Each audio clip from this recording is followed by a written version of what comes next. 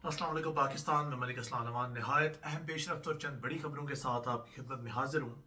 आप जान चुके होंगे कि इलेक्शन कमीशन ऑफ पाकिस्तान को अदालत उज़्मा की जानिब से ये हुक्म सादर हुआ कि वो सदर पाकिस्तान के पास जाएं और इलेक्शन से रिलेटेड कोई एक ट्रेड निकाल के लाएं। बड़ा दिलचस्प मुकालमा हुआ कोर्ट के अंदर, आप सब ने सुन रखा होगा। मैं सीधे सीधे बातें आपके साथ करूंगा और मुझे एक शिकवा भी है उन सो कॉल्ड पढ़े लिखे एंकर से कि जब वो कम से कम बात करते हैं ना, तो मेरे ख्याल से अपना आप भूल जाते हैं, अपने 15 साल का सफर भूल जाते हैं। मैं मंसूर भाई की बात कर रहा हूँ, को जिनको लौंडे लपाड़े कहकर बुलाते हैं, शायद उनमें से उनके कुछ करीबी भी हों, शायद उनके घर के अफराद उनमें शामिल हों।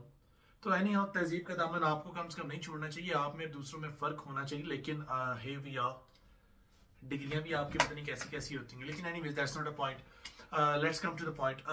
इलेक्शन कमीशन ऑफ पाकिस्तान को हुक्म सादर हुआ अदालत उज़्मा की जानिब से कि वो कांटेक्ट करें जी सदर पाकिस्तान को, और सदर पाकिस्तान ने डेटें ठीक नहीं दी, उन्होंने मजाक किया था, उन्होंने कहा हो जाने चाहिए।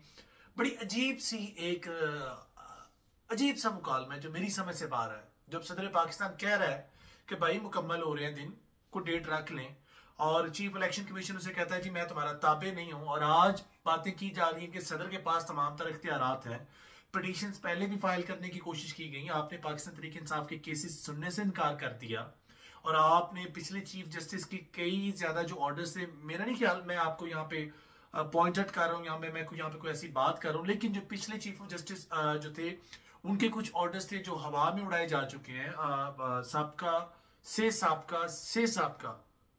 प्राइम मिनिस्टर ऑफ पाकिस्तान, जिनका नाम मियां मोहम्मद नवाज शरीफ है, जिसको अदालत उज़्मा की जानिब से एक सजा सुनाई गई थी। अब उनके वो सजाएं रिवर्स हो रही हैं, एक फास्ट ट्रैक के ऊपर चीजें जो हैं उसको चलाया जा रहा है, और उसको बैलेंस करने के लिए अब देखें level playing field. Imran Khan यही तो कहता था, पाकिस्तान तहरीक इंसाफ का जो चेयरमैन है, वो यही बात करता था कि लेवल प्लेइंग फील्ड जब तक नहीं होगी, जब तक उसे एश्योरिटी नहीं होगी, वो पाकिस्तान नहीं आएगा। उसके केसेस रोल बैक हो रहे हैं, ये मैं और आप बेहतर तरीके से जानते हैं। ना सिर्फ रोल बैक हो रहे हैं बल्कि उसको मौके फराहम की जा रहे हैं। जो दरख्वास्तें नाकाबिले समात थी, उनको काबिले समात किया जा रहा है। और बिल्कुल दूसरी जानब पाकिस्तान तहरीक इंसाफ के चेयरमैन जो है, उनके कुछ खदशात हैं। शाहमूद कुरैशी की तबीयत खराब है, लेकिन लेट्स नॉट गो देयर। तबीयत खराब हो ना हो, जेल में जाकर बड़ों की खराब हो जाती है, ये तो हम सभी जानते हैं। अल्लाह ना करे ये वक्त मेरे पे आए। जिसको जहां से सहूलत मिलती है वो हर कोई लेता है, कोई कम नहीं करता। अगर मेरे इख्तियारात में कुछ सहूलतें होंगी तो मैं जरूर अवेल करूंगा, लिखी पड़ी बात है।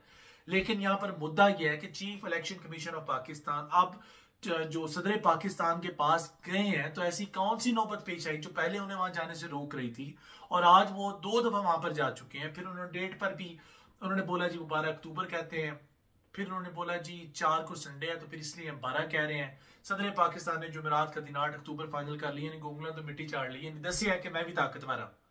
Let's also not discuss that, but there is a valuable comment, there is a valuable point। जुम्मा तो मुबारक का दिन है। सवाल यहां पर यह कि सारे दिल पर हाथ रख के करें, क्या ये अदालत उज़्मा अगर ये चाहती तो क्या ये मामला पहले हल नहीं किए जा सकते थे?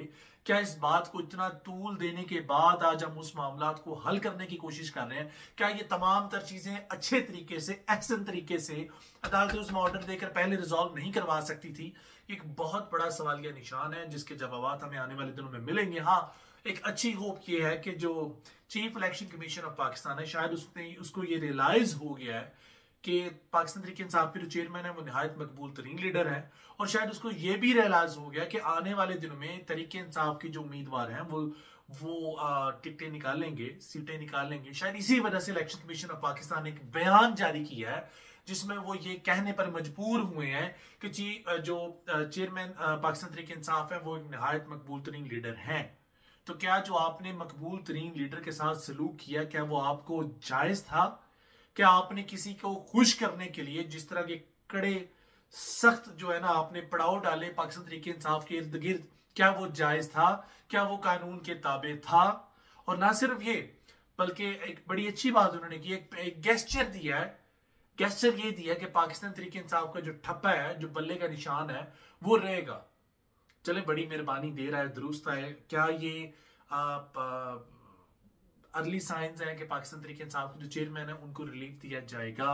क्या सरेंडर किया जा चुका है, क्या सरेंडर नहीं किया जा चुका, चौधरी परवेज इलाही के ऊपर कितनी एफआईआर मजीद लॉन्च की जा चुकी हैं और शाह महमूद कुरैशी के बाहर आने के चांसेस कितने कम हैं, इनकी बेल्स कैंसिल हुई या नहीं हुई, ये तमाम तर डेवलपमेंट्स नेक्स्ट वीलॉग में डिस्कस करेंगे। अभी तक के लिए आपसे हम इजाजत चाहेंगे, क्योंकि वीलॉग मैं नहीं चाहता कि लंबा हो जाए, लंबा वीलॉग सुनना भी जरा मुश्किल होता है। तो आज के लिए बस इतना ही थी। ईमान अल्लाह, खुश रहें, आबाद रहें। बहुत बड़ी डेवलपमेंट्स इन पाइपलाइन है, इलेक्शंस में क्या होने जा रहा है, तरीके इंसाफ के जो टिकट होल्डर्स हैं उनके साथ क्या सलूक होगा, क्या उनको रैलियां निकालने की इजाजत मिलेगी नहीं मिलेगी, क्या जिस तरह जो किस्मत मेहरबान है पाकिस्तान मुस्लिम लीग नून के ऊपर, इसी तरह पाकिस्तान जो है पीपल्स पार्टी, अल्ताफ हुसैन ने बड़ी अजीब बात की, लेकिन लेट्स नॉट डिस्कस थे, वो नेक्स्ट व्लॉग के लिए रख लेते हैं। अभी तक के लिए इजाजत है। फी अमान अल्लाह, खुश रहें, आबाद रहें। जिस शख्स ने मुल्क पाकिस्तान का बुरा चाह उसकी नस्लें गारत करें। अल्लाह हाफिज।